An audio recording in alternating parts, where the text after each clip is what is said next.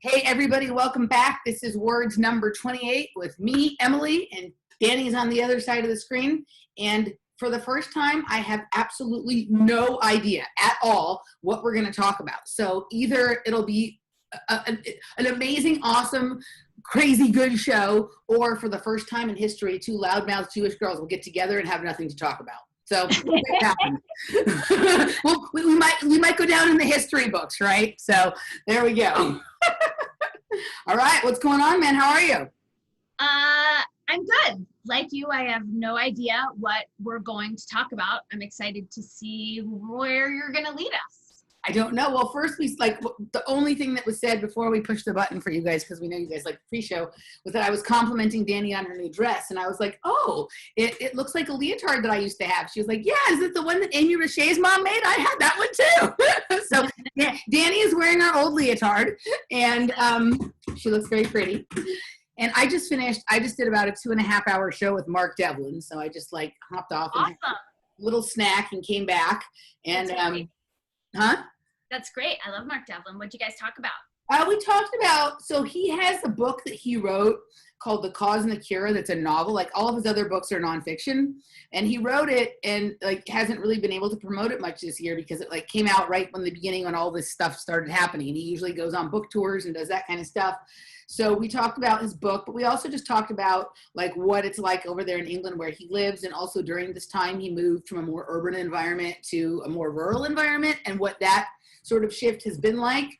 So we talked about that in the first hour, and then in the patrons hour, we talked about the dance music scene because that's kind of how he and I met. He was sort of interested in my experiences in the dance music scene. I was in his second book, and so we talked about some of our observations of the behavior of both like the DJs, like the famous DJs, and then the communities around dance music during this time, and how even people who we were really sure were like in on it, maybe they're just under the same mind control as everybody else because of some of the things we've watched with their behavior right during this time, that like the mind control is vast, and even people who appear to be insiders maybe aren't as insider as they thought they were, and they're being they're being subjected to the same loss of their livelihood and things like that people who are on the outside are sure that they're being subjected to. So it was kind of interesting, a little bit different perspective than I can usually, because we both know a lot about it. It was kind of cool. Like last week, Masaki, who's on my show frequently, he's also a DJ. So we've been kind of doing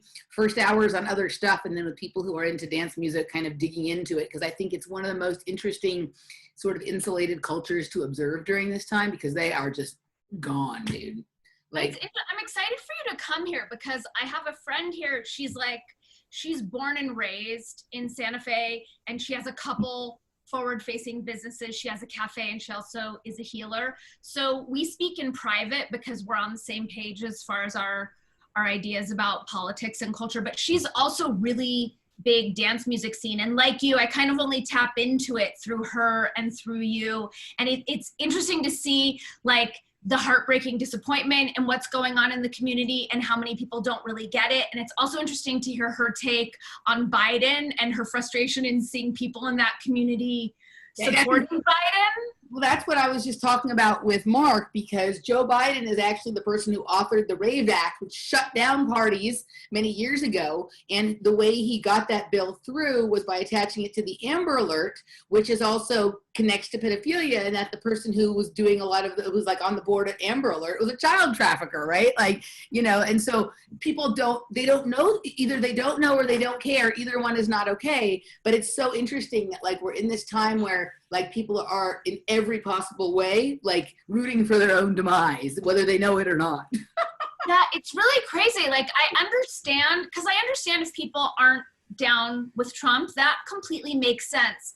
But it's weird to see people so effortlessly flip to being excited about Biden. It's just a disconnect. And I feel like we're losing our inability to hold paradox or to hold, both sides that don't line up. And whenever I run into someone or come across someone who claims to be so excited about Biden, I ask, great, which of his policies are you most excited about? What about his vision? And there's no answer. It's just this weird, like, false dichotomy that if you hate Orange Man, then you must love this guy. Right. So this was actually I think a couple of things there. So what the thing what you talked about, the paradox, is that what we've lost is intelligence, because the definition of an intelligence is the ability to hold two opposing ideas in your mind at the same time without being committed to either one of them, right? Exactly. So that's gone. But I visited with my dad last week for the first time in about 6 weeks, because he was scared of me because I had been to Arizona in June, and that's a hot spot. And so Did your dad wear a mask when you see him? yeah, I have to wear a mask when I see him. He's the only Why? person that I will do that for.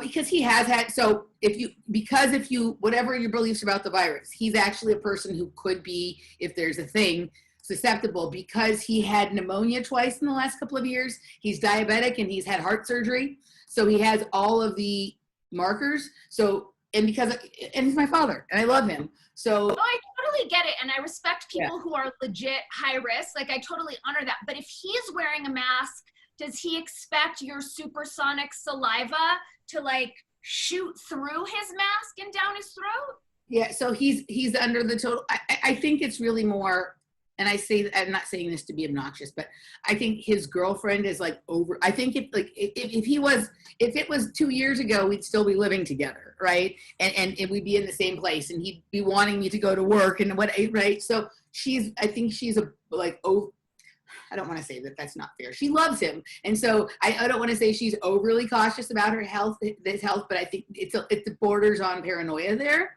I'm sure it's just an exercise of the fact that she loves him. But yeah, they really have been buying all the mind control about the masks, right? Like they can't, it's the piece that I don't get. Like, I don't mean to belabor it, but I understand there's a segment of society who believes in the mainstream media and they do what they say, but I don't understand how it dismantles their intellectual understanding of the laws of physics. Right. I don't really get where that breakdown fits in to the narrative. So I think that I think it's probably a side effect of long-term mind control. Okay. Right. So that actually makes sense. Yeah, so I think that and I think every single day that they stay locked in their house watching CNN lie to them, right? Like it further, that muscle, it's just like anything. If the questioning muscle doesn't get flexed, right? And I think everybody has just been sedated on nonsense for so long that now when you really need the ability to think, it's not just that you won't, it's that you can't. I think so. I'm actually starting to have compassion with Mark, we were just talking about someone who, I've always kind of viewed as well, not always. At one point that I appreciated him, and then I kind of came to recognize the person as maybe a bad actor. But in hindsight, watching the behavior during this period of time, just a dude like everyone else, right? Just has fallen prey to the same mind control, and is unable to to think, right? So I think the same thing, instead of being mad at people for being willing dupes at this point, they can't think. They can't. Their brain isn't working. A lot of them have been wearing masks, so they don't have oxygen to their brain now. They've been inside. They haven't been in the sun. They haven't had social contact. There's a reason why humans need to touch other people. And maybe it doesn't make a direct connection that if you stop having human contact, you lose your ability to think. But look how many people go crazy when they're in isolation in prison. They're not just going crazy because they're a criminal. It's because of the isolation and the conditions, no natural sunlight, right? All of that kind of stuff. Right. So, maybe the not unchallenging of your immune system and your gut biome and all that kind of stuff also affects the brain's ability to react to stimulus in the same way, or whatever it is. I don't know. But so I think there's some of that. But we had a really nice visit. And I think there has been a formalization. It's been very challenging for me during this time with my family. Right. But at least with my dad, we've actually gotten along really well. And I think there's been a kind of formalization of the fact that we just don't see the world the same anymore, but there's maybe a little bit more of a mutual respect for each other developing, in that it's his life and he's entitled to think that, but he's granting me the same respect, and he'll still argue his points. But we actually had interesting conversation that didn't end in an argument or fighting. And we went through a lot of these topics in the news. I went through this whole thing with Joe Biden. Let's start there, right? Because we were just talking about it. My question to him was, I have no problem with the fact that you have no love for Trump. I don't either. But I don't understand how Trump being bad translates into wanting to elect a person who is let's put everything else aside. Let's put aside all of the corrupt things he's done. Let's put aside that he sniffs little girls. Let's put aside even that he has dementia. Even before any of those things, he's not an impressive person. He's not impressive, right? In any way. Like Barack Obama was impressive when he spoke, like, you know, like it was easy to get taken. Actor. Barack Obama is a good actor. Right. Joe Biden is not a good actor. But Barack Obama is intelligent, right? Like he's articulate, all that kind of stuff. I don't know that he's intelligent. I know that he plays articulate very well. He's more intelligent than the average person is what the intelligence the average person is displaying these days. So in that, yes, for your and my idea of what we would like intelligent to be, maybe not. But in general, Biden has never been that. He was plagiarizing speeches in the 80s because he couldn't come up with his own, right? And so he's never been impressive. Like he's not. That's the fact that he's white, dude. He's exactly what the left vilifies the mostest out of all the people they were. I mean, and we know he's not going to ultimately be the dude who runs, but just playing the game right now, I find it hilarious that they're backing an old white dude. Well, but just that they would think of like somehow that someone who's that unimpressive, like that, this is who they're like reality is about to crumble because of Donald Trump destroyed reality and corruption started on January 2017. And the person who's going to usher us out of this terrible dystopian nightmare that we've been living in since the day he's elected is Joe Biden, right? Like he's just not impressive. Whatever you think of Trump, like, right? Like for the people who like what he does, he's impressive. Right? It might be obnoxious to me or to someone else or whatever, but I don't know anybody who thinks that Joe Biden is impressive. So right, Trump has accomplished shit. Joe Biden has accomplished nothing. But I also feel like we can't underscore the dementia, which is so obvious. It's such a prominent piece of it right now. Right. Yeah. No. I mean, that's the whole thing. And like, okay, so like, you know, my mom has dementia, and I'm like, Dad. I asked my dad. I was like, should we let Mom run for president? You know what I mean? Like, you know, and for me, I'm like, yeah. I mean, scale it back. Should your mom drive a car? You know, it's like little tiny things that we're not comfortable having people with dementia do, aside from running a country in the middle of massive crisis. Why does no one on the left understand that we have a real issue with China? I don't mean to interrupt you, but like that, I just don't understand what that is, that it doesn't seem like anyone there thinks that's anything to talk about, deal with. That was the whole purpose of Russiagate.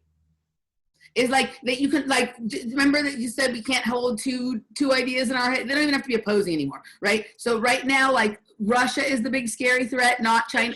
It's like blocking. There's like the receptor in the brain is blocked by the Russia plug kind of thing. I think that was the purpose of it all because it was so nonsensical. It was a nothing burger all along. But in order to like fuck up that particular receptor in the brain, like the plug-in is there or something. But here's the other thing. Like people, one of the things about Trump is, he's a womanizer, right? He's even said on tape, grab him by the pussy. Okay.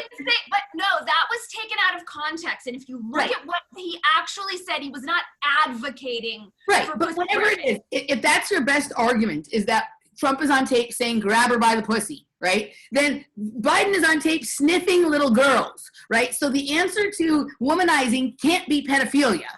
Right. So, I mean, literally sniffing and stroking and like in this weird way that it like is like actually really scary. It's not violent or anything like that. It's actually far more disturbing. You know, I mean, it's so weird. Not to mention that he was part of administration that right now is on trial for treason. Right. Which is another thing that I guess it's another thing that we're not allowed to remember or hold. Like, the mainstream media is pretending that none of that's happening, and Biden was a very big part of that administration. And you hear the testimony of what he's being accused of, what he's witnessed, and I just don't understand when the Democrats like just abandoned all reason and critical thinking. I did ask my dad about, because one of the things that people on the left will always point out is how corrupt Trump is with his business dealings. And I said, well, okay, but like, how is the thing with Biden and his son and the $80,000 a month from Burisma? And all my dad says, you know, that was the stupidest thing he's ever done. But in this situation, everything is about in this situation, only in this situation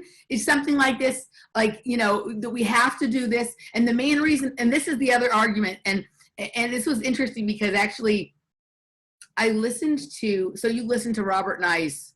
Let me set the stage first. My dad said what's really important is the Supreme Court appointees, right? So we have to get someone who's, Joe Biden's going to surround himself with a cabinet of people that are sane, and we have to make sure that there's no more conservatives appointed to the Supreme Court. So that's always my dad's argument as to why you have to vote for the lesser of two Then evils. we pretend that Ruth Bader Ginsburg was not a eugenicist, right? And didn't pass Roe versus Wade because she thought it was a good way of controlling the right. breeding habits of the lesser races. Right.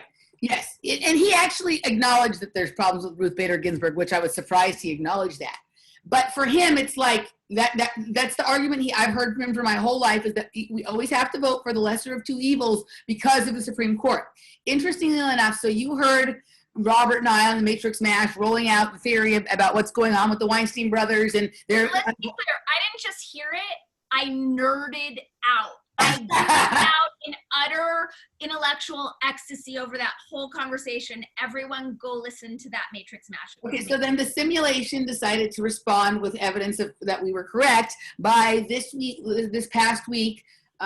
Ted Cruz was on Dave Rubin, which I thought was kind of interesting. But then Ted Cruz has his own podcast, and he had Eric Weinstein on, right? What? Yeah.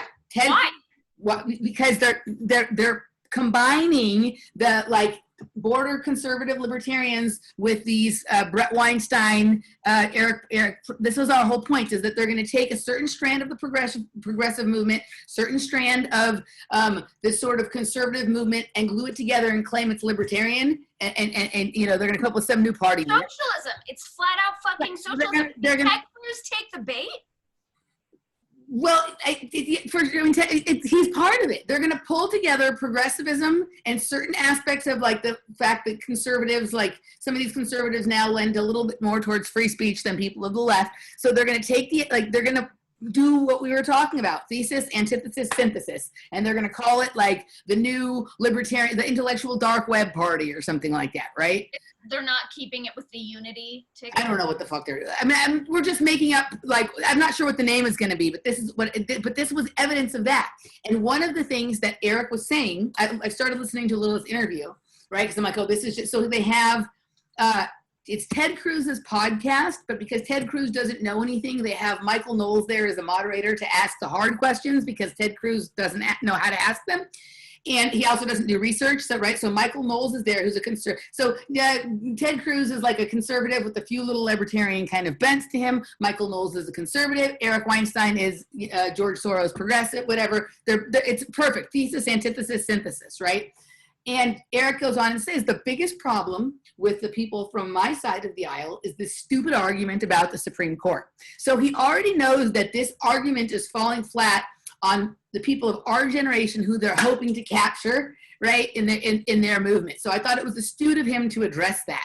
But it's true. That's literally, my dad always says it. It's not so much about the president. What really more matters is who he picks to be around him and who he appoints to the Supreme Court, right? And so, we had this whole, so he somehow, he basically acknowledged that, yeah, Joe Biden is unimpressive, but that it's worth voting for him, even though it's the lesser of two evils, because it's more important to protect the cabinet and the Supreme Court appointees.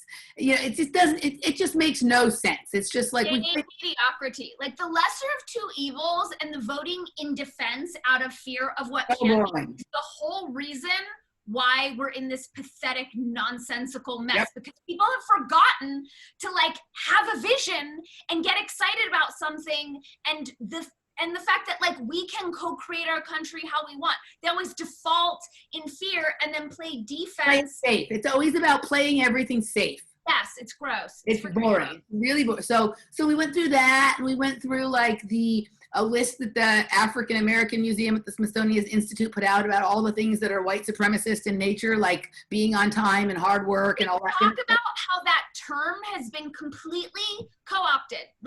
It's weird how that has become standard lexicon.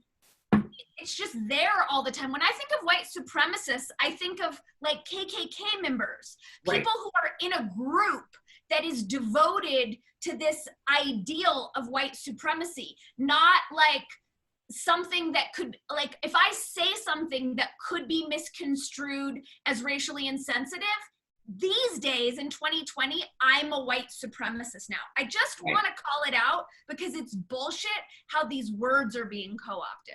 Well, it's interesting. Like, also, I didn't get a chance to read it yet, but I opened an article that, like, Rutgers had put forward some policy that actually ended up angering Black people because this is actually racist, right? The idea that Black families don't want their children to work hard, right, or that they're not capable of being places on time or doing it. They're not capable. Right. It's real. That's the, like, I'm not.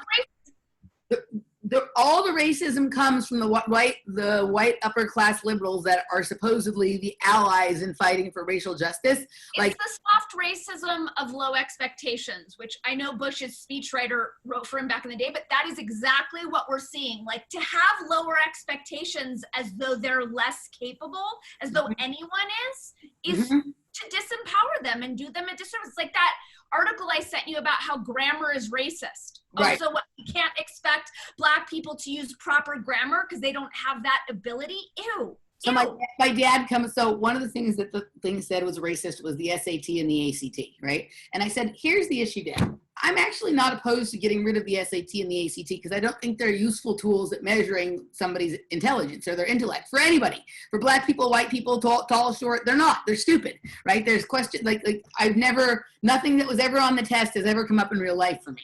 Right? So I'm perfectly okay with abolishing them and saying that they're stupid, right? But why is it racist? And he said, well, let's just say this is what I'm talking about the brain not working, right? And I love my father. My father's extremely intelligent, but I don't understand.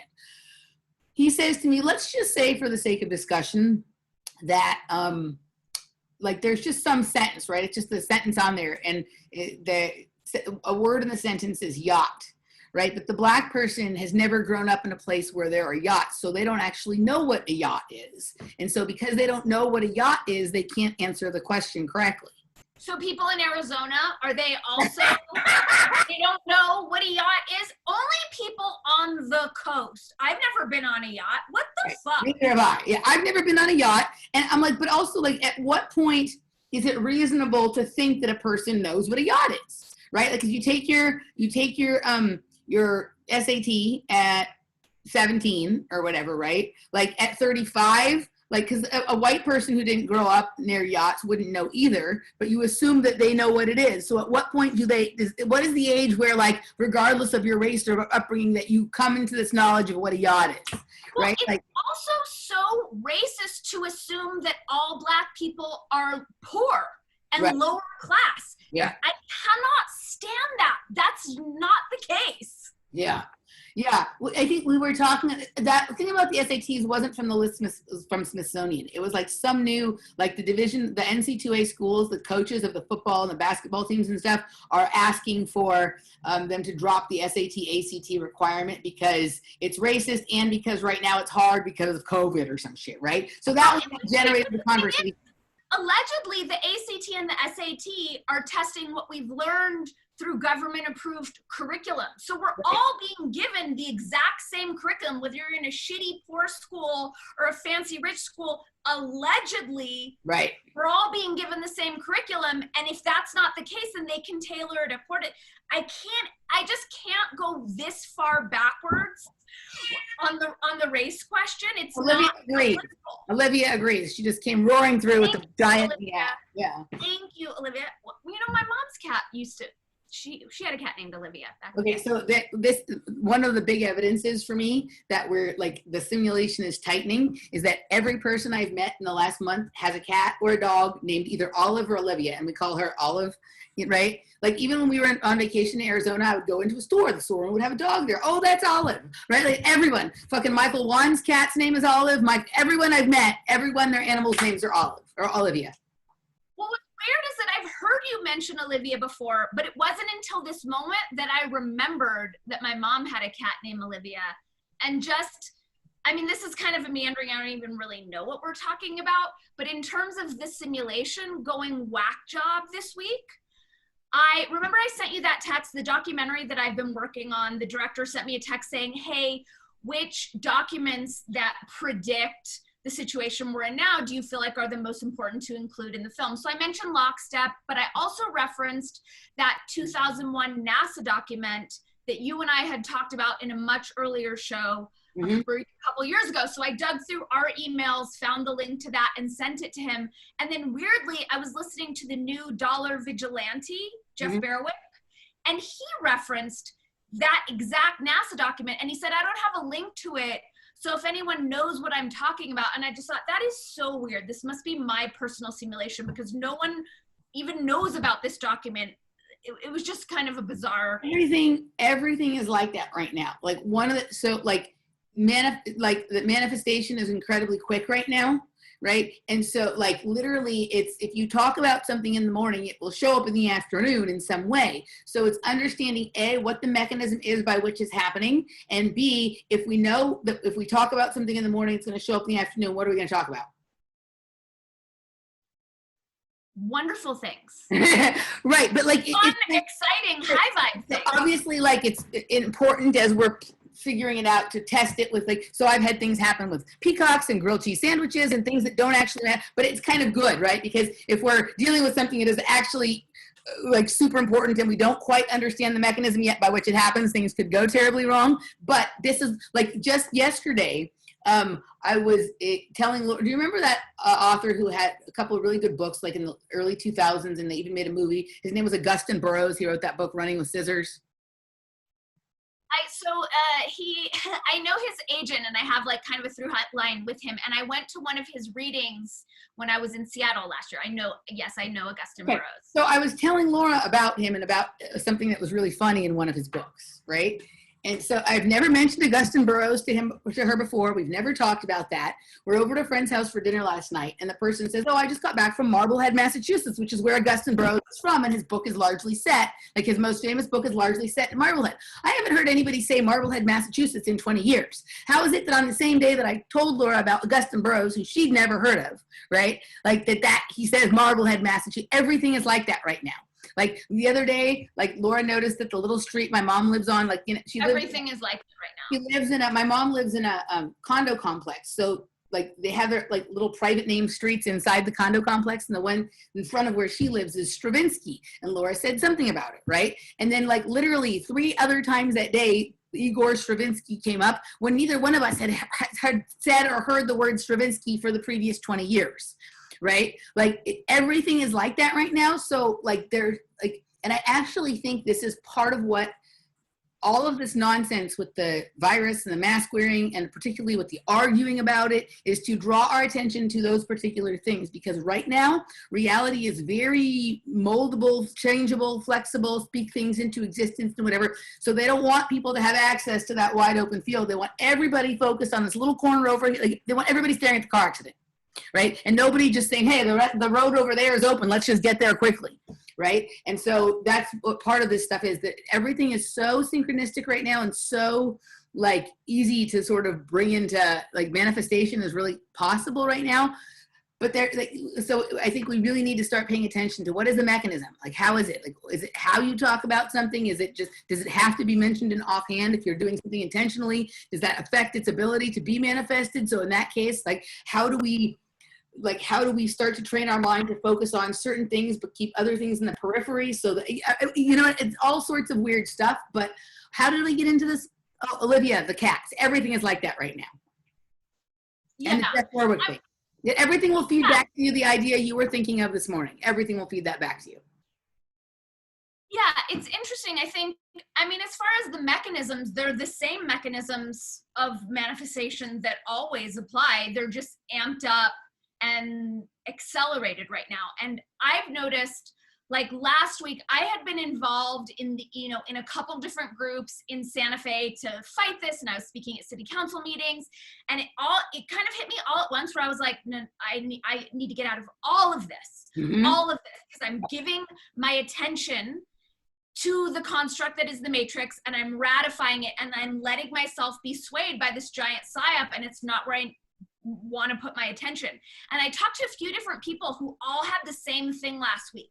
It came on so fast where it was like, no, pull your attention out of this immediately. Yeah, like, and go ahead. No, go ahead.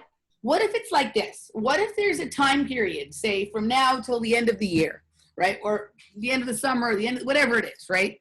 That like reality is very changeable right now. right? And so it's super important to keep to keep people during, maybe it won't always be like that, or maybe it'll always be like to some degree, but for some reason right now, either because of like the magnetosphere or the way the planets are, or some like thing we're going through, like, you know, just like, you know how like some days you had a good workout for some reason. It was like, boy, my body feels great today. You could do skills you couldn't do. Like there's something in the air or the environment right now that makes things able to happen easier. It's not so hard. So they have to keep everybody distracted on a completely low frequency kind of thing, because otherwise everyone's just going to be making what they want right now and they'll lose all control of everything. So that's why it just keeps getting increasingly stupid to keep people watching the car accident on the side of the road.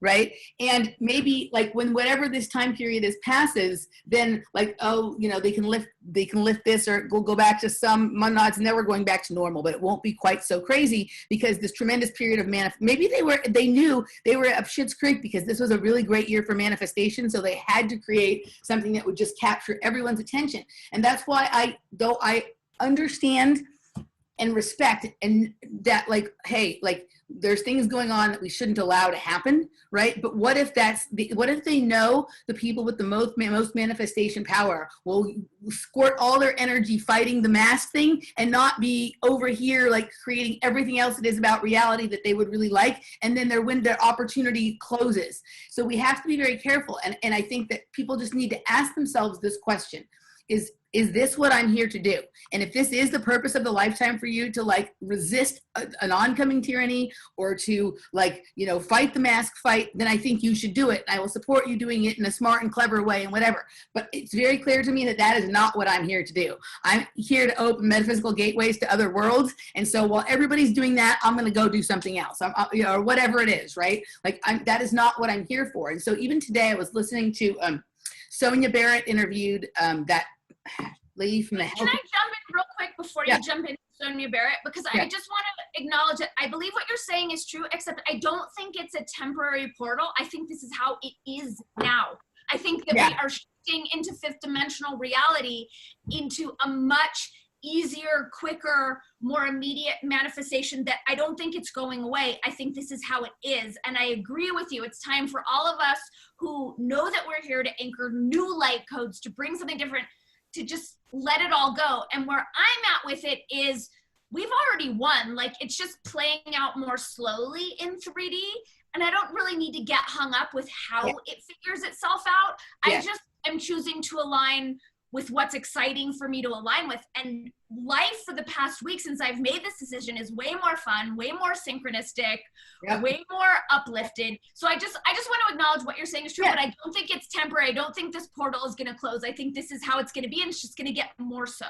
No, I agree with you. When I guess when I'm saying that the portal might close, what I just mean is like, at a certain point, like everybody might realize it and be starting to do it, right? And so like the first people who sort of get there and do it, it's going to be a, like, you know, kind of just like anybody who ventures into something first, right? It's going to be a different experience than once everybody's doing it, and there becomes like, you know, like everything will always become formalized at a certain point. And the magic happens like in the early days when something is informal and like a little messy and you're like figuring out how it's done, right? Like that's the magic of the time. I agree with you. We're moving into a place of more instant manifestation all the time, right? But I think that like there's just a wide open canvas right now. And like later there may be more people who realize that there's a wall, you know, something to paint on, and they're over there trying to do it too. So like run the open field right now, right? And, you know, even for people who decided that, no, this is what I'm here to do in this lifetime, is to like take this stand and to speak truth to power, or to,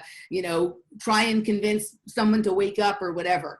Like the people who are doing it in a meaningful way, like, so I just listened to Sonia interviewing that woman. I think her name is Peggy. She's from like the healthyamerican.org. And she's amazing. I love her. People had been trying. Peggy Hall, I think. Yeah. people had been trying to share her information with me for a long time. And I was just kind of like, it's like resistance stuff. I'm just not interested. Like, I'm just not, it's a waste of time. But I heard her talking, and the way she's doing it is so graceful and artful, and she's not mad, and she's not yelling and screaming at people. She's just being like, this is what I'm doing, and this is what I'm doing, and I'm going to do it with grace. She's empowering people. She's empowering people with information, getting people excited about their ability to make change. It's not, I know what you're saying as far as that pushing not resistance. It is not resistance. Exactly. She's doing it with, she's decided this is her position, and she's not going to argue and fight with people. She's not going to yell and make a scene. She's just like, I'm not doing that, and that's it, and I can walk away. It's just so like, what she's doing is not for me, right? But there needs to be people doing that, because there needs to be people doing all kinds of things, and she is the best person to do that. And go, girl, and do it the way you're doing it, right? Yeah. Meanwhile, I'm going to go over and explore the unknown territory on the other side of the field that nobody's paying attention to right now, because the mask depot is over here, right? Yeah. So I think everybody just gets the kind of thing, like, getting honest with yourself and saying, this is my place, and this is how I'm going to do it, and I'm going to do it with creativity and passion and this and that and that. But I think doing any of it with like all this like resistance-y, anger, yelling and screaming kind of stuff, it's not, it's just, it's a waste of time. Yeah, and it's just because we are in, like, the veil is very thin right now, and we are in such a creative moment that if we're doing things and fighting things and taking in media and positioning ourselves in such a way that makes us angry, then that anger is going to be seeding that reality. Like, it is so sensitive right now. Like, reality is so sensitive. That's what I'm picking up on.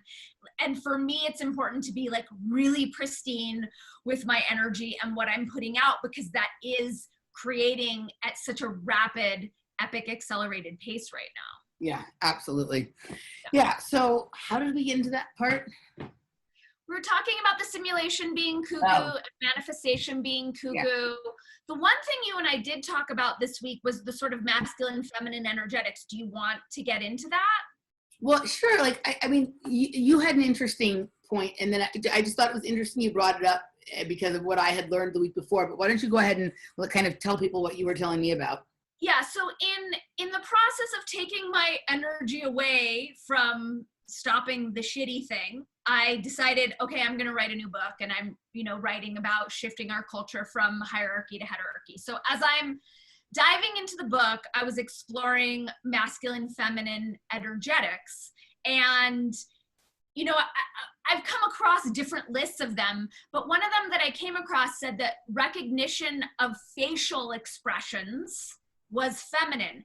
And that really struck me as, once again, our culture doesn't know what it means that the feminine is disempowered and that we have this imbalance. And yet again, they think it means chicks in power, or Biden's going to pick Kamala Harris for his VP, and they think that it's like a vagina as head of state is the issue. And the issue is that the way that we marginalize intuition, emotion, feminine energetics and ways of being. And so I'm looking at this mass thing and like, wow, they're completely eradicating this feminine energetic of being able to recognize facial expressions. And once again, the women, the feminists don't understand where they're lobbying for their own oppression, because it's that same virtue signaling.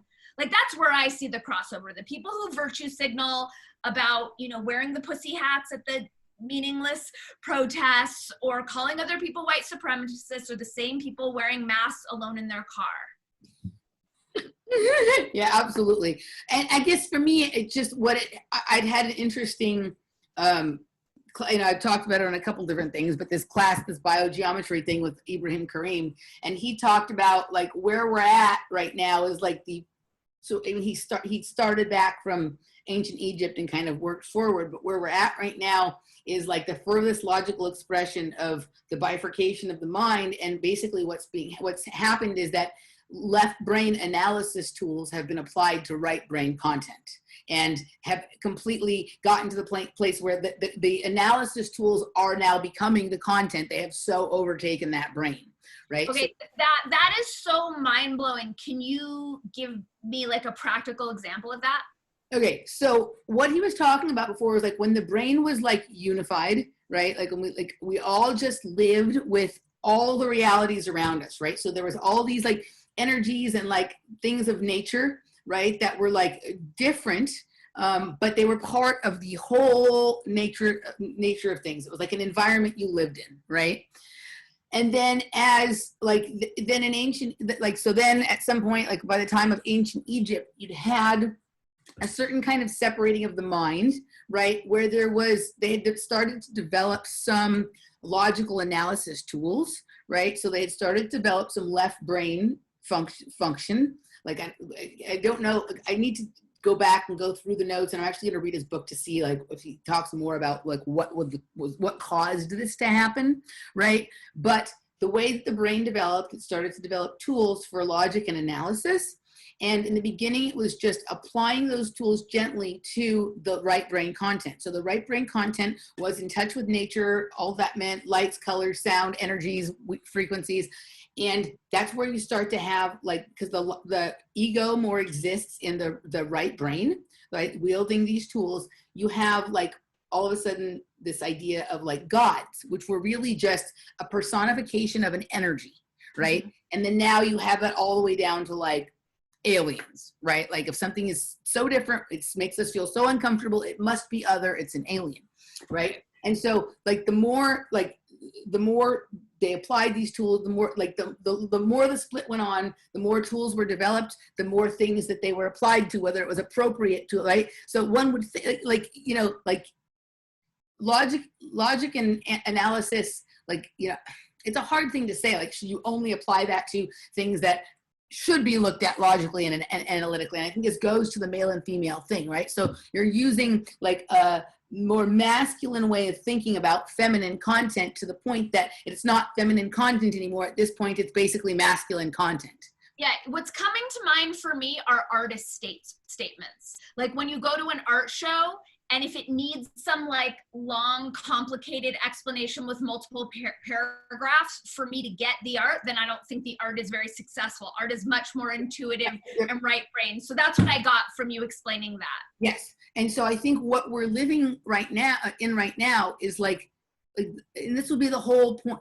I think this would explain things like all the critical theory and all the like, you know, women's studies and gender studies and stuff like that, right? It's like taking a small amount of left-brained content and applying right brain content and applying all these tools of analysis to the point where like you've ruined the whatever that was. It's not even that anymore. It's just now also tools. So now the stuff that used to be right brain content are just now also tools to use to oppress the people that you were supposed. It's just it doesn't even make it. Just everything becomes a logic tool. So that takes us from a place of recognizing danger based on like our own perception of somebody's facial expressions to we need to have a tool to analyze the person's facial biometrics, right? Like, you know what I mean? And this new biometric stuff you can have a mask on and it can still do it, right? So we're actually removing the content to be analyzed and just playing with the tools.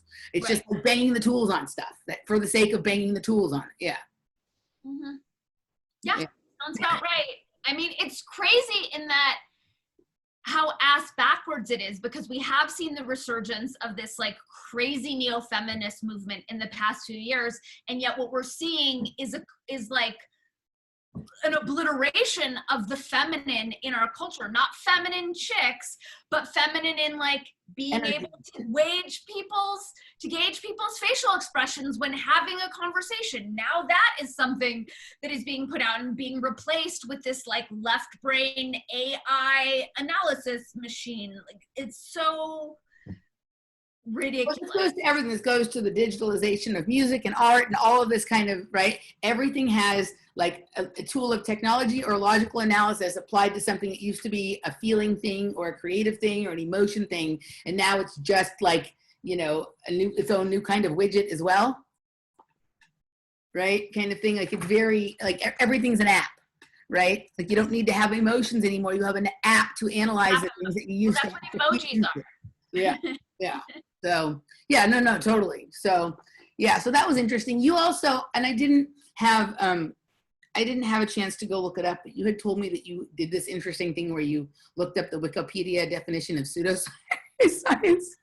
Yeah, I don't know if this is something that you and I had talked about before, but I had, like a couple years ago, I was looking up astrology on Wikipedia, and the whole entry was just discounting it and calling it a pseudoscience. And I thought, I don't get it. If this is open source user generated, then why would an editor who doesn't believe in astrology waste their time writing the astrology entry? Like, I would think that we would write about things that we're passionate about. So then I just kind of started noticing the mention of pseudoscience across Wikipedia. So I ended up doing a search for Wikipedia and pseudoscience, and the list is hilarious. It's every like natural wellness tool that you would want, every like nutritional paradigm that you and I are into, any cool metaphysical thing. It's fascinating. At this point, it's like, in the same way that Adam Curry said that anyone on Twitter who has a blue check mark, I know that they're full of shit.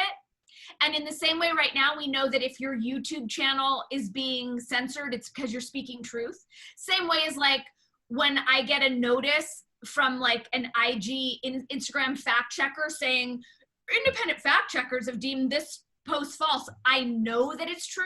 So when Wikipedia deems something a pseudoscience, we know that it's a superhero tool that we really want to look into. But this also, so what it sounds like is anything that has any connection at all anymore with right brain content or right brain origin, that's all pseudoscience. So we are completely in the Borg, right? So like, you know, and with you, I get to do this a lot less than with the other people I do shows with, but I'll take the chance to do it. That's completely what the observers were in Fringe.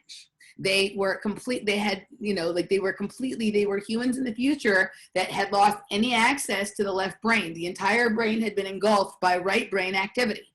It was all about like, you know, coordinates and remembering where a person will be at this time. It was all like logical analysis and surveillance tools, basically, right? Everything was about time and space. There was nothing about feeling or content or emotion or creativity or anything like that. It was all just like computer spitting out algorithm kind of stuff. Exactly. So that's what it is. And I love that you made the connection and tied it into the masculine feminine conversation we were just having. It's also, I think, key to remember, like Wikipedia takes probably billions of dollars a year in donations from Pfizer, Deutsche Bank, Goldman Sachs, Coca-Cola. So you got to wonder, like, why are all these companies giving so much money to an open source online encyclopedia? Because they say aspartame poisoning is pseudoscience. That's not real, according to Wikipedia. Also, it's so funny, like the things that are on their list. Energy isn't real. Fasting is a pseudoscience. EMDR, psychotherapy, the Dogons having discovered Sirius B, pseudoscience, because they're just like savages. It's just absurd. That's interesting that even fasting, right? Like that one of the oldest practices, you know, for a million reasons. It's not just practice for religious stuff, it's practice for religion, health, all sorts of different reasons why, by a variety of people. This isn't like just the domain of the people who celebrate Ramadan or by just the hippie health people, right? Like it's so interesting. Yeah, Wikipedia. I mean, like this, what's hilarious to me is like how people can't even like edit the Wikipedia entry about themselves. They can't say anything about themselves, right? Yeah, it's super crazy. And yet it's considered the #1 fact-checking site in the world. And even, I think his name's Larry Sanger, who co-founded it and left, and he's gone on record saying they're totally not neutral. I don't even know what they're doing over there. But so, I mean, how often have you and I proposed, you know, an alternative fact to someone we know, and then they'll cite some Wikipedia bullshit as their reason to discount it? And it's frustrating because I understand why people think the world is the way they do. You look on the internet and you have, you know, bullshit Snopes and bullshit Wikipedia and bullshit Poynter Institute and bullshit PolitiFact telling you for all these entries that your fake story, you know, the mainstream media's fake story is correct.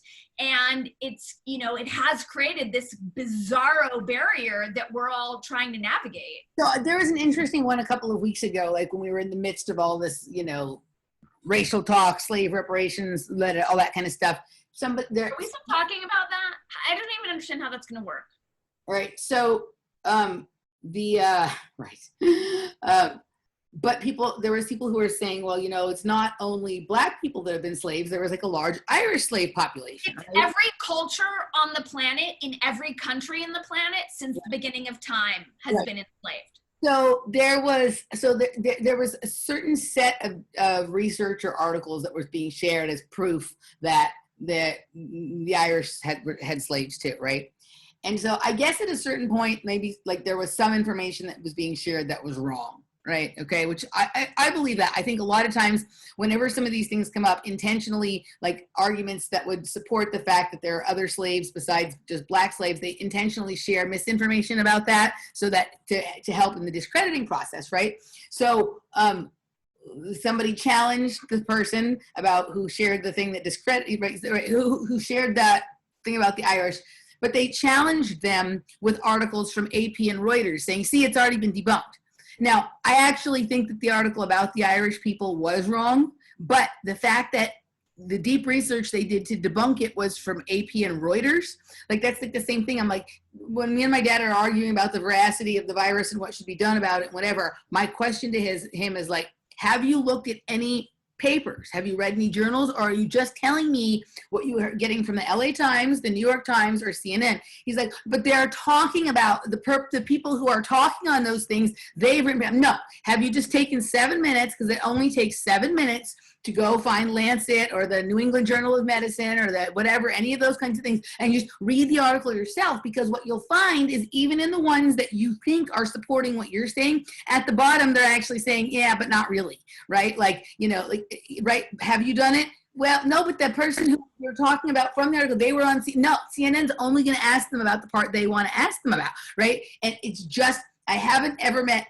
anybody who's able to counter somebody counter one of these things with a deeper researched truth, right? It's always just exactly. I want to be wrong about some of this stuff. Like I want someone to find out that like I want a person to dig up, not only has there been a huge amount of money being spread in misinformation that is obvious, but a huge amount of money has been spread in misinformation that is to catch the people who know the other one is. I want someone to show up with that document showing that that's not true, this other thing that no one has thought of, this is actually the truth, right? Like, so come to me with the deeper research, like deep research to prove me why I'm wrong, not just everyone agrees that I'm wrong. That isn't research. I agree. Yeah. Every consensus says you're wrong. That's not research. Yeah. So anyway, it was an interesting visit with my dad. So we went through like several topics. And what was really, really interesting at the very bottom of it all, we came to the conclusion that we actually agree about like what we mostly want to have happen in the world, but have no agreements on how one gets there. And like, it's fascinating to me that like, you know, like, my dad's a good person. He's a nice person. Otherwise, I wouldn't have such a close relationship with him that I do. But like, it is so just interesting to me how like generational mind control works, right? On a certain level. And then how is it that like two people like who have the same set of genetics, right? And even spent so much time together can look at the same set of information and get such opposing ideas about what it means and how like once analyzed it, like what you should do with that. It's just so fascinating to me. Like, you know, I don't like at the bottom of the whole thing, like the underlying like core principles we sort of agreed on, right? And it was just like, there's no common points in how we can get there together, right? So I think the world we want to end up in is very similar, but the path to get there is going to be so different that we may not even recognize each other by the time we get there, if we get there. Yeah. Well, what were the shared visions that you have? And so, like, I think just that, you know, I think he does agree that this that this whole idea that like the other Americans are the problem is a distraction from the fact that there's an elite managerial class that is doing all of this stuff. He just doesn't see a way that you're going to convince people with what I'm saying, with my method. He says we're going to have to go through and play this stuff out. We're going to have to play reparations and this stuff, like these things are small steps to like to the same place that I'm saying I want to go. And I'm saying, well, why are we going to go through like all this tearing people apart when we know the problem is this? Why are we going to go through all these silly little intermediate steps when we can just say the problem is this? And he just doesn't see how that can happen. Like he thinks just like the elite do incrementalism to get there, to get to their stated goals, right? He thinks the solution has to be an incrementalism too. And I'm like, that's the deep set. Like, I don't think they care so much what you believe, but they need you to believe in incrementalism because that's, you know, that kind of thing. I don't know. Like, it was weird. So we both agree that, like, yeah, there've always been racist. There will always be racist. Most people are not. And this thing, like, where, like, you know, the corporations and the governments are pitting people against each other while they run off to the bank. We both agree that that's like a truth, right? You know, but he's feeling like the society has to go through this, reckoning all of these little things out. And I'm just like, why? Like, you know, like it does. The people who are paying. It's real. It's not real. It's social engineering. We can't go through this. It's just giving more power to the distraction and not talking about what's really going on, which is my frustration with, you know, the Dark Horse podcast that I don't even listen to anymore. It's like, why are we talking about, it's like if you have a puppet show and all the elites are behind you doing crazy things and we spend all our time analyzing the puppet show. Yeah. It's a fucking show. That's the whole thing is like, what is the point of reparations if the people paying it aren't actually the ones who committed the crime, right? Like that's like, meanwhile. No sense. No one alive today was a slave, and everyone alive today comes from a people who were at one point slaves. Right, and there is still a predatory class of people that are enslaving people who are not being held to account for the current slavery they're putting people under, while we're playing slave and slave owner. Like we're playing pandemic and playing slave and slave owner and all that kind of stuff. And that isn't to say that there aren't like the way. And this is what I said to my dad, like. What they're doing is not how you fight racism to the extent that it exists. The way that you actually, like in a healthful society do, is if I see somebody doing something racist and wrong, at that moment I say something then, hey, that's not cool what you're doing, right? That's of course, but to elevate this to the biggest problem in our culture, or even on the top list, I get that they're creating it. Yeah. But I can't go through, I just can't play along when what is coming down the pipeline and what is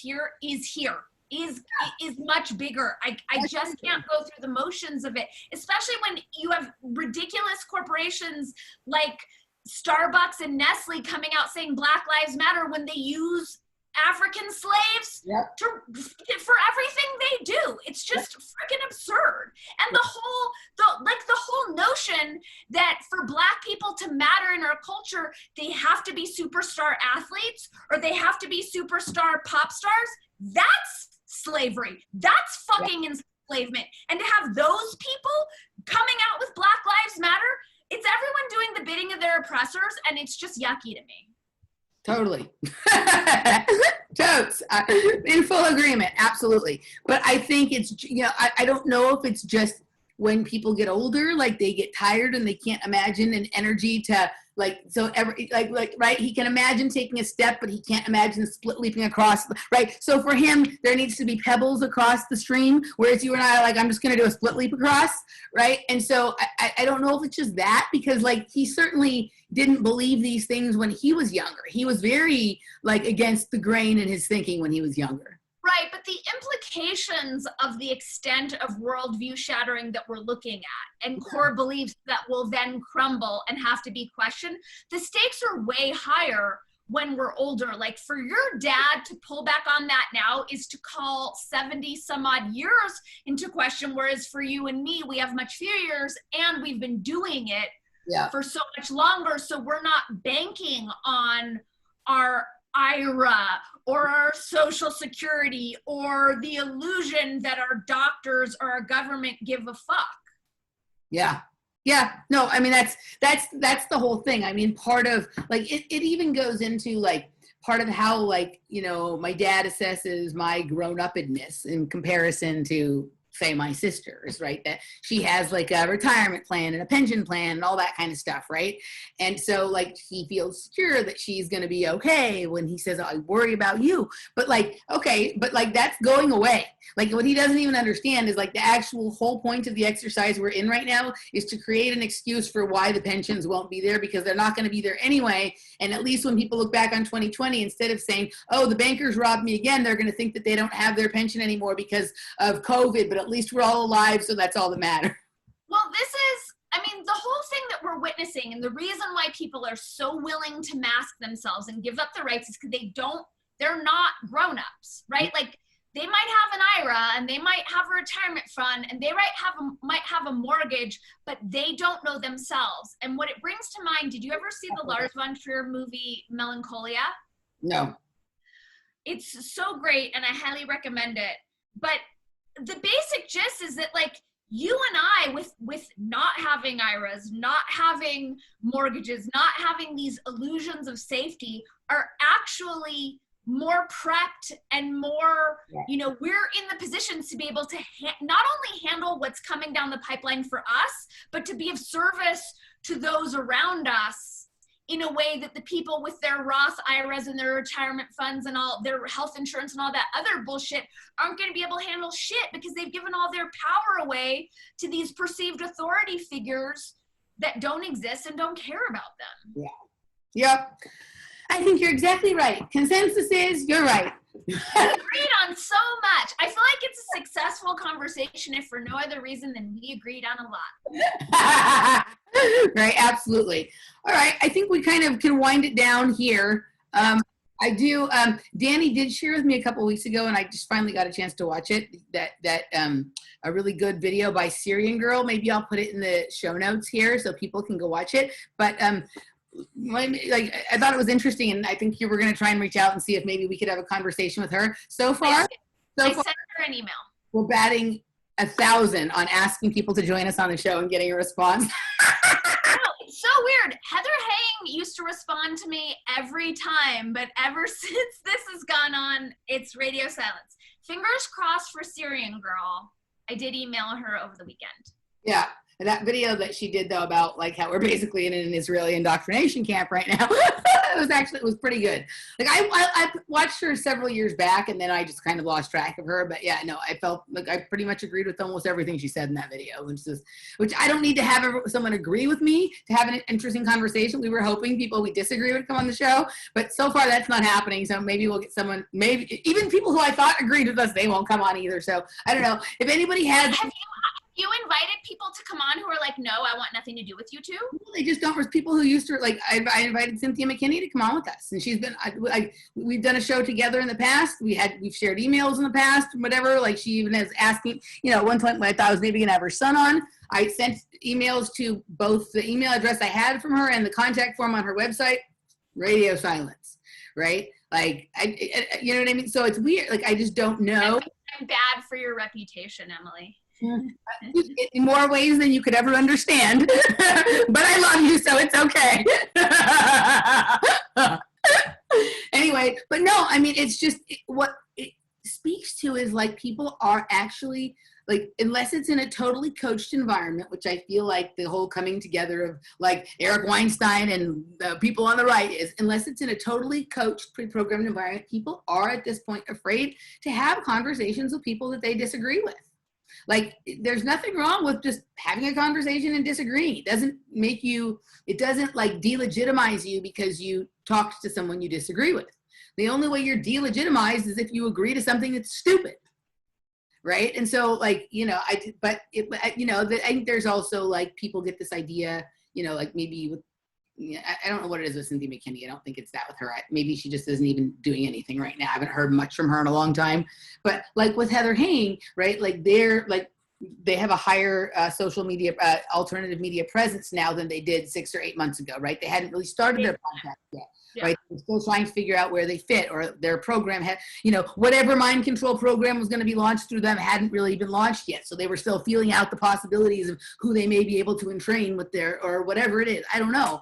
And also, but here's the thing, I would love to be wrong. I would love for them to come on here and explain to me in a way that convinced me why I'm wrong to think that. I'm so with you. I would love for them to come on and explain why Andrew Yang is a great presidential candidate, as well as the other guy, and why they're right about the virus and all of those things. That would be fascinating and helpful, and I'm totally willing to pivot. If they were able to share any evidence with me that I found at all convincing, I'd be perfectly willing to say that I was wrong. You know what I mean? And even if they shared evidence with me that wasn't convincing, as long as they were respectful to me, I'll be respectful to them. You know, and it might be interesting. I can sometimes find there to be merit and something interesting about things that overall I disagree with, right? It's called nuanced conversation, I think. Isn't that what? Is that a thing? Does that exist? I thought that was illegal. I think that's been outlawed since the coronavirus. Yeah, I think so. All right, kids, I think we're done. You can find her at DannyKatz.com. You can find me on patreon.com/offplanetmedia, on YouTube at Emily Moyer, or on Facebook. We'll see you next time. Bye.